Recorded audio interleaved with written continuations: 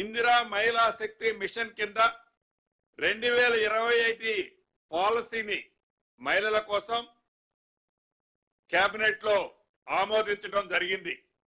ఈ మహిళలు ఎవరైతే ఉన్నారో ఈ ఇందిరమ్మ ప్రభుత్వంలో గతంలో కాంగ్రెస్ ప్రభుత్వము ఇందిరమ్మ ప్రభుత్వం ఉన్నప్పుడు మహిళలకి ఏ రకమైన భద్రత కల్పించి వారి అభివృద్ధిలో వారు ఆర్థికంగా మరింత అభివృద్ధి చెందటం కోసం ఏ రకమైన సహకారాలు ఇచ్చిందో అదే పద్ధతిలో మళ్ళీ ఇందిరమ్మ రాజ్యంలో ఈ 2025 సంబంధించి ఈ కొత్త పాలసీని కూడా ఇంతకు ముందు అడాప్ట్ చేయడం జరిగింది.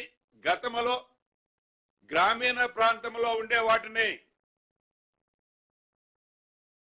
సెర్ఫుల్ కింద, అదే రకంగా పట్టణ ప్రాంతంలో ఉండే ఈ మహిళా సంఘాలని మెప్మా ఆధ్వర్యంలో 2 సెక్టార్లో బైఫర్కేషన్ అయి ఉండే. ఈ రోజు కేబినెట్ తీసుకున్న నిర్ణయం ప్రకారం ఇకపై రాష్ట్రంలో ఉండే అన్ని మహిళా సంఘాలు ఒకే అంబరిల్లా కింద, ఒకే గొడుగు కింద ఉండాలని కేబినెట్ నిర్ణయం తీసుకోవడం జరిగింది. వీటితో పాటు ఇంకొక ఇంపార్టెంట్ అయిన విషయం, ఇందిరా మహిళా శక్తి సంఘాల్లో గతంలో 60 సంవత్సరాలకే రిటైర్మెంట్ ఉండేది. దాన్ని 60 సంవత్సరాలు దాటిన వాళ్ళు అనేక గ్రామాల్లో అనేక పట్టణాల్లో ఇబ్బంది పడుతున్నది గమనించి ఈ ప్రభుత్వం 65 సంవత్సరాలకి దాన్ని పొడిగించడం జరిగింది. 60 సంవత్సరాలు ఇంతకు ముందు నెంబర్లుగా ఉండే దాన్ని ఈ ప్రభుత్వం ఈ రోజు కేబినెట్ లో 65 సంవత్సరాలకి పెంచడం జరిగింది. అదే రకంగా గతంలో 18 ఏళ్లు వయసు వచ్చిన తర్వాతనే సభ్యులుగా ఉండేవాళ్ళు. ఇప్పుడు దాన్ని 15 ఏళ్లకి కుదించడం జరిగింది. అంటే 15 సంవత్సరాల నుంచి 65 సంవత్సరాల వరకు ఈ మహిళా సంఘంలో నా ఆడబిడ్డలు మన ఇందిరమ్మ ప్రభుత్వంలో అది పట్టణాలలో కానీ గ్రామాలలో కానీ సభ్యులుగా ఉండవచ్చు అనేది ఈనాడు కేబినెట్ నిర్ణయం తీసుకోవడం జరిగింది.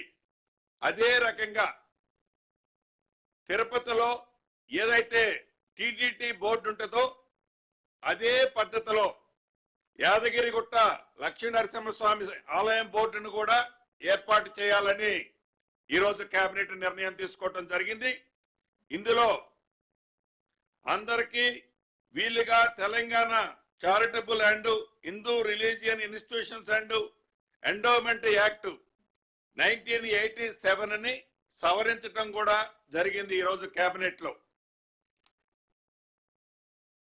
ముఖ్యంగా మనం టూరిజం అంటే మనకి తెలియంది కాదు.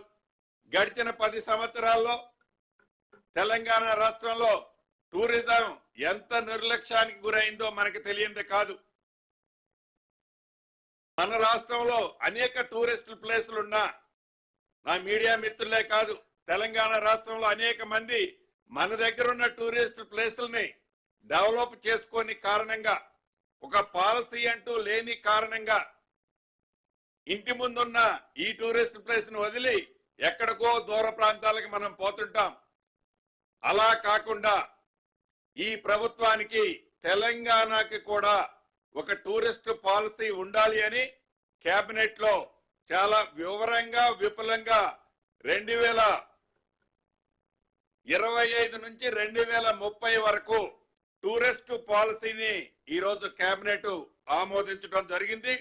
రాష్ట్ర వ్యాప్తంగా 27 స్పెషల్ టూరిస్ట్ ఏరియాలని పర్యాటక కేంద్రాలుగా పూర్తి స్థాయిలో అభివృద్ధి చేయాలని కూడా కేబినెట్ ఈ రోజు నిర్ణయం తీసుకోవడం జరిగింది. ప్రపంచంలో ఏ మూల ఏ క్షణం ఏం జరుగుతుందో వేగంగా తెలుసుకోవడానికి తొలి వెలుగు వాట్సాప్ ఛానల్ని ఫాలో చేయండి.